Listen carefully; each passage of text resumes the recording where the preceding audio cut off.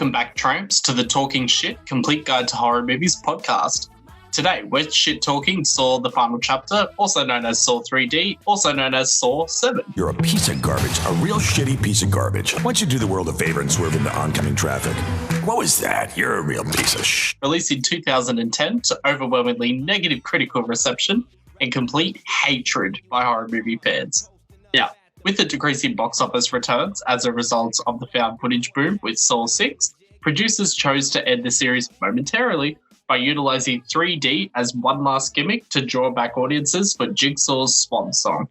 However, allegations of contractual feuds, last-minute rewrites, and struggles with incorporating 3D led to the absolute crap-fest fuckhole that is Saw the Final Chapter. You are nothing but a piece of crap! I may have issues with this travesty, but first off, I think it's interesting to note that Saw was not unique in employing 3D as a gimmick to draw audiences.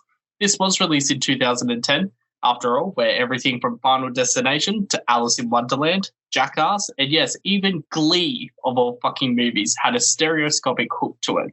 So let's dive in. First off, what the fuck is with the tagline? The traps come alive. I mean, what a shit tagline. What is it, a ride at Dreamworld? Like what? Like, just, I don't understand what they were thinking with the announcement of it. Like, even, I felt like at this point, the marketing team were probably just like, you know what?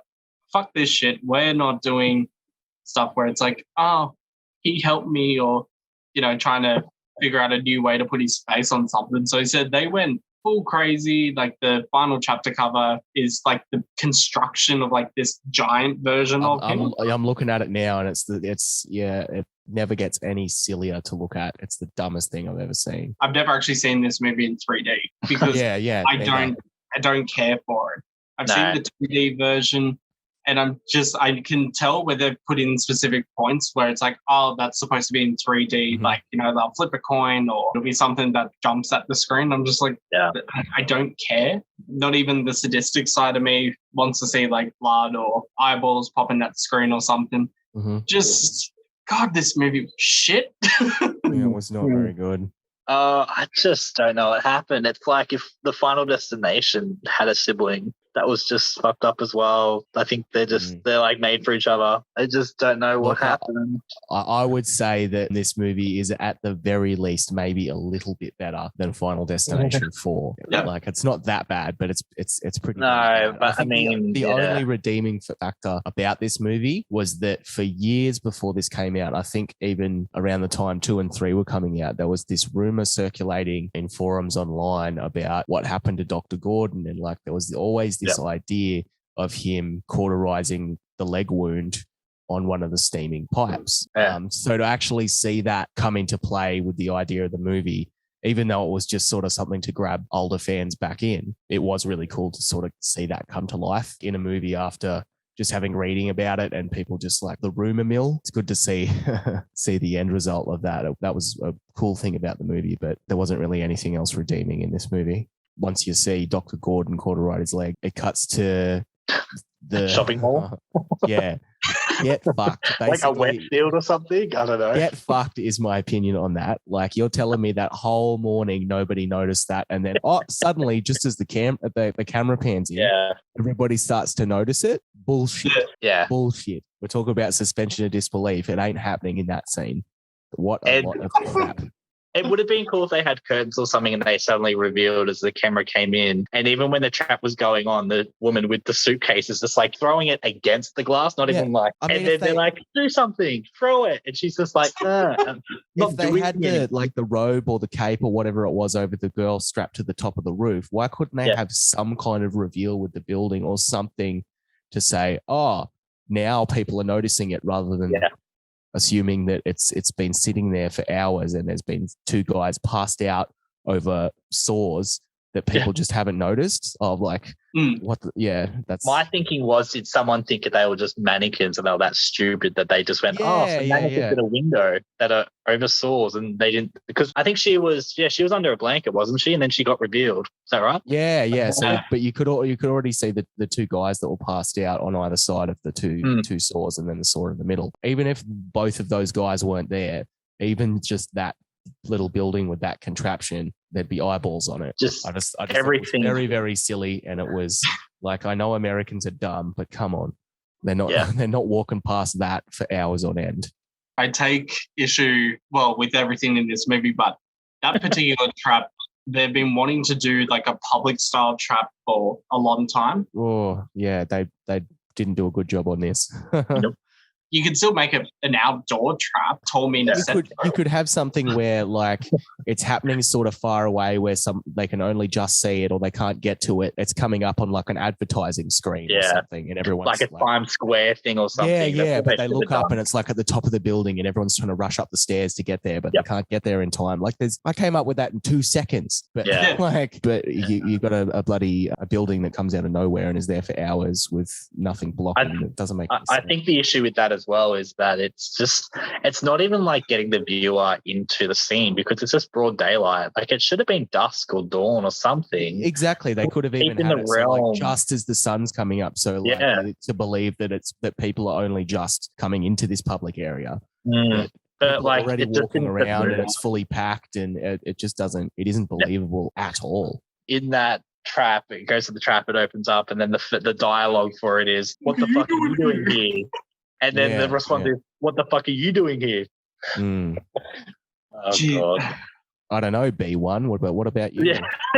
I'm like, is it really the script? Who wrote this? Yeah. This movie made me realize that Jigsaw, Hoffman, like the apprentices, they're all incels. Yeah. That whole trap was about, oh no, the girl's using you. Oh, she's sleeping with both of you. And it's like, no offense, but why would Jigsaw give a fuck? He's been killing pedophiles and like big insurance heads that are responsible for heaps of death. And also this girl from the OC. Remember when the boys made us watch that movie about the gay guys on the mountain? Lord of the Rings. Yeah. It doesn't add up. But as you find out in the film, a lot of the traps just feel like a slaughter fest of like no reasoning behind it. It's like, okay, cool, planks. Cool. Yeah. So they spent on the ground. They spent so much time coming up with the trap, and then I was just like, shit, we need a reason for why they're in the trap. She was cheating on him, and now there's 2 blokes there, and they got to fight it out. Like, yeah. But it's interesting because when the film was coming out, I remember there was quite a bit of hype around it. I remember they were sort of teasing like there's going to be a trap with the one with Jill with the stupid train thing, whatever that is. That dream. You know, the dream was kind of pushed on heavily, and I remember the outdoor setting was pushed on heavily. Like in theory, it sounded promising, and then watching the trailer, and I think they did the thing where they released 7 minutes of it online or whatever. People sort of got a feel of what it was, and I think even that was just like enough to be like. The traps in this movie, I'm going to sound like a, kill all men and all that shit. But I noticed that with the traps in this movie, the ones geared towards the women were always really fucking sadistic. I was watching it with my partner, and she pointed that out as well. She was like, there's a lot of women dying really brutally in this for like mundane reasons. Yeah. Yeah, they really. The men would be like, the guy gets to hang, be blind and hung, like while the other girls are having bloody like the metal going down their throat into their eyes and all that shit. Yeah, the hook, the eye, and then the weight into the throat and pulling the key out, like so brutal. And what was it like the brazen bull at the end? Like that was the stupidest fucking trap I've ever seen. Isn't that one of the things that it wasn't actually used for executions? Like the Iron Maiden, like that's not actually a execution device. It's just art. The whole theme seemed to be like women paying the price for like the men's mistakes. Like even if you take Joyce, her character, it's still the thing where it's like Bobby was the one who had concocted this whole plan. He hired a PR firm, like all that stuff. And yet they were the ones like getting tested for his lie. Yeah, literally she believed his bullshit and she died a horrible, painful death because of it. Yeah. That was a bit of out of character for Jigsaw if you look at some of the earlier movies. It's interesting because he only appears in the book signing scene. In the whole, I just think the way they bowed out with like Jigsaw and the legacy he's sort of done in the whole films, and it's only like a 3-minute. I think IMDb say he has 3 minutes of screen time, and it's merely just the scene where he's signing the book. That's it. Yeah. Which is pretty bad considering like Saw 6. He was in quite a bit of that. Yeah. That was a big big step up, and as far as like he just is not really there. Just don't know. I feel like they just crammed a shitload of traps in there. They weren't even like inspiring. Like there was that stupid one where they just go to like a teaser of it, and the two people are hanging, and there's like gnome things on the ground. They're spinning. Oh, the lawnmowers. Yeah. But there's quite a few traps in that movie where they just don't explain it. It just feels like it's filler. They put it in there, and they're like, "Yeah, we've got like 20 traps in this film. Like, come watch it." But like half of them aren't even explained, and they're not even just like flash to or like, you know, they're just crap. Like I just don't understand the film. I don't know what happened. I feel like there was some sort of disagreement going on there. Someone wasn't talking to someone, and it just the production of this movie is absolutely cursed. What happened was the director for Saw 6, Kevin Grutard, he was actually jumping ship to direct Paranormal Activity 2. Lionsgate had absolute shits about that because, of course, they're not going to want a director who just had like a critically acclaimed 6th installment jump over to like this brand new franchise that's dominating them at the box office. So then they executed a clause with his contract. So he was forbidden from directing any Paranormal Activity movies, and he had to come do Saw 3D and only had 2 weeks to do like script rewrites. But filmmaking world, all that shit would have been built. Like they would have spent all that money on like the brazen bull and like the hooks and the public trap and everything. So what could he have rewritten? He's not a script writer by trade. He's an editor by trade. I wish they made the Bobby character and like the PR firm and all that more horrible people. Because if they were really fucking awful people, it doesn't matter how horrible they died because it's like, yay, you know, it's a little celebration thing. But instead, it was just bullshit. You see like little bits of them being like, oh, like talk about this lie on this morning TV show. But then Joyce didn't know the lies behind it. I also think it was kind of boring. If someone approached Lionsgate and was like, I have an idea for a Saw film. It's about this person who lies about being in a Saw trap, but now he finds himself in one. You could do really so much. Why was it all pipes in eyes and hanging and shit like that? They mentioned like the survivor group once and then that was it. Like I feel like they did this as well for the Spiral trailer, and it's like they could have done something where why don't they retest some of these people? They did it with Amanda in Saw 2, but some of the survivor groups, it could be, have you really learned, or whole emphasis on Kaufman's being such a evil cunt and everything that he's now going to do it the same thing with these other people or whatnot. Just, did not like this movie. Mm-hmm. Yeah. Do not trust her. She is a fugly slut. It was quite cheap in a lot of places, which, I mean, the Saw is made on a budget, and this one was 17 million, I think, up from like 11 or 12 like the others. And I think a lot of that went to the 3D filming because it was filmed in 3D, not converted, which I think what the issue was, because everything looked just so depressing, so negative. It was almost like a sepia tone was going over the whole film, and then the blood was pink. So like compare it to Saw 6 and the colours of that, and then you compare them side by side. I mean, Saw 3D was, it wasn't even appealing. There was only a few moments where it was like, oh, right, that's right, it's 3D. The worst one was a really on the nose bit right near the end of the movie where Dr. Gord throws the saw at the camera. And it's the cheesiest shit ever. Apparently he wanted that to happen. They said no, and he did it anyway. He wanted to throw the saw at the camera. I think they could have done it better, but I know what you mean. It looks so cheesy when it goes like... You know the scene where the guy's blindfolded on the planks? He walks into the room. So whoever the main guy is, I forget, it's Bobby. He walks into the room, and who's the girl that goes in the spaceship? What's her name? Joyce. He goes to the guy. He's like, where's Joyce? Have you seen Joyce? He goes, how the fuck would I know? I'm blindfolded. I don't know what I'm fucking doing. I can't fucking see her. Where the fuck is she? Why would I fucking know? And I'm just like, yeah, fucking right. Like, as if he's going to fucking know. He's standing on planks, doesn't know where he is. But like the first thing you say to someone is like, not, how are you? Or are you all right? Not, where's Joyce? And then Jill running around in high heels or whatever after like the Saw 6 ending. I just thought, oh God. No, take your heels off and run. No, Byron, women must be women. And the new detective, I swear every scene he was eating something out of like a popcorn bucket. Like kernels or something. And he's just like, who's Jill Tuck? You'd think that detective would have been smart enough to duck being at like somewhere where Jigsaw could have been, or like Hoffman could have been, when the machine gun pops up and just mows them all down. And like he hears it and he acknowledges it, and then he's just like, oh, and then dies. It's like, okay, yep. And that machine gun thing was so random. This is apparently the hero. This is the guy I'm meant to be rooting for. Come on. And I think like the most ridiculous trap. What did I write? I wrote a couple of notes in this because I just said it was so stupid. Oh, I just wrote in the trap where she has the fish hook in her stomach and he's trying to pull it out and she's making noise. And he's like, will you shut the fuck up? And I'm just like, as if you would not be able to make noise if someone's pulling a hook out of your stomach, out of your mouth. And then at the end when she dies, he literally goes to her, he's like, you would have survived if you shut the fuck up. I'm just like, shut up.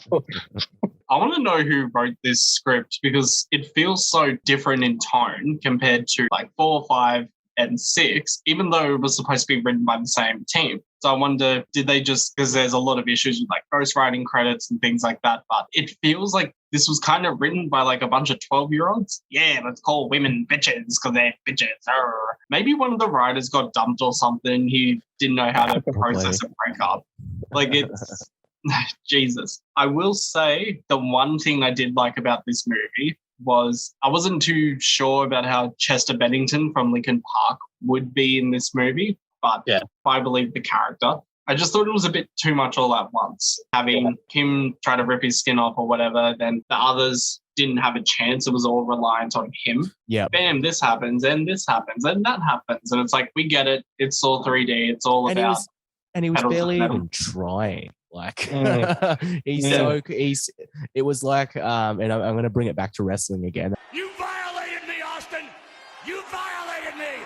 When he's reaching for this thing, it's like in a wrestling match where you've got to believe that like someone's, they're about to submit and they're reaching for the rope and they just can't quite reach it. And you've got to believe that they legitimately can't actually reach it. It was almost like that. He was like touching the thing and it still apparently just couldn't get it done. And then they all died. And it was a very brutal and kind of cool and over the top. That whole thing was just for the payoff. It was just to have a really gory scene where lots of people die and limbs fly off. And that was the whole point of that scene.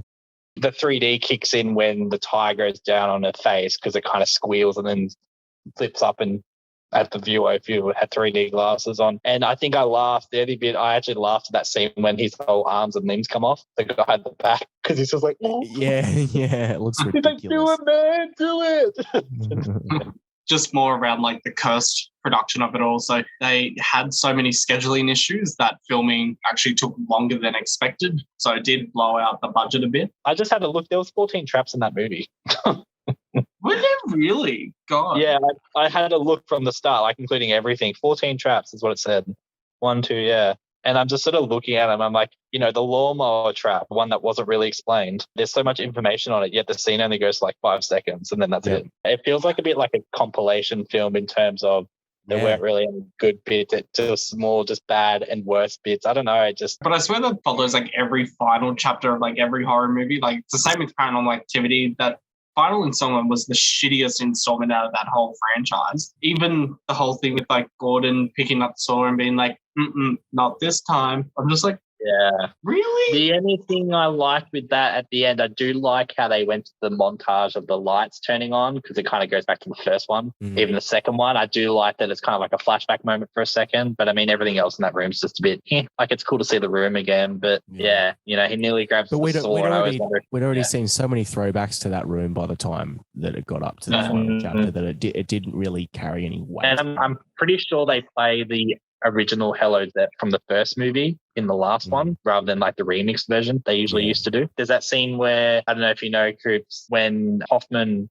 when they like attack him outside, you know how there's 2 other pig mask people with Dr. Gordon? Yeah. They're the 2 guys from the first trap. Which trap? The Westfield. Oh, okay. No, I didn't know that. I just assumed it was like 2 of that survivor group. No, and there's only through commentary that they revealed it. They talk about it when that scene comes up. And I'm just like, that sort of stuff should have just been revealed then and there because it just sort of leaves, like you still have questions about this film. Yeah. That's kind of random. But, I wish they would have done it so that it was like you have Dr. Gordon be like the reveal, he's the one. But then the other 2 pig masks could have been, instead of killing Jill in the reverse bear trap, you could have put that on literally any other person. No one cared who it went on. They just wanted to see it in action. Yeah. One of the pig masks could have been Jill being like, haha, this time I got you or something. Then maybe put it on him again at the end. I know that would have like mirrored the ending of Saw 6, but something else. And then maybe the other pig mask could have been, I don't know, insert survivor here, like maybe whoever. What's her name? The Scream Queen winner. Or maybe Pamela. Yeah, like literally bring anyone back and actually reveal it. I hate the whole, let's reveal it through commentary, because it feels like they didn't have an idea at the time. So they're like, let's make something Absolute up. afterthought, yeah. Yeah. Even getting like Dr. Gordon's wife from the first one or something, that would have been just really random. I mean, there's been survivors along the way that they just never come back to that are way more plausible than maybe bringing some characters back. Yeah, it's just a shame that it ended on such a crap note. And I remember watching it movie and being just, like... Not good. No. Not good. It's very noticeable, very, very huge drop in quality with that one. Can you ever really forgive if you can't forget? I wasn't satisfied with the ending of the final chapter. I was kind of just like, that's it, I guess. But I was like keeping track of the box office. I did think they were going to make like another one, Saw 8, or maybe it was going to be film studios copy off each other all the time. Maybe it was going to be like Saw Activity or some bullshit where like they try like a found footage angle. I think that's the name of a porn I was watching the other day, Saw Activity.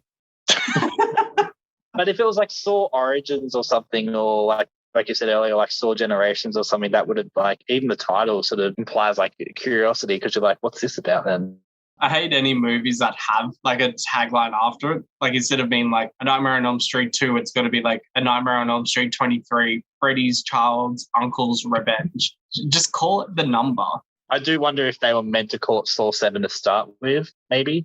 And then someone went, no, we want Saw 3D, or we want Saw the final chapter.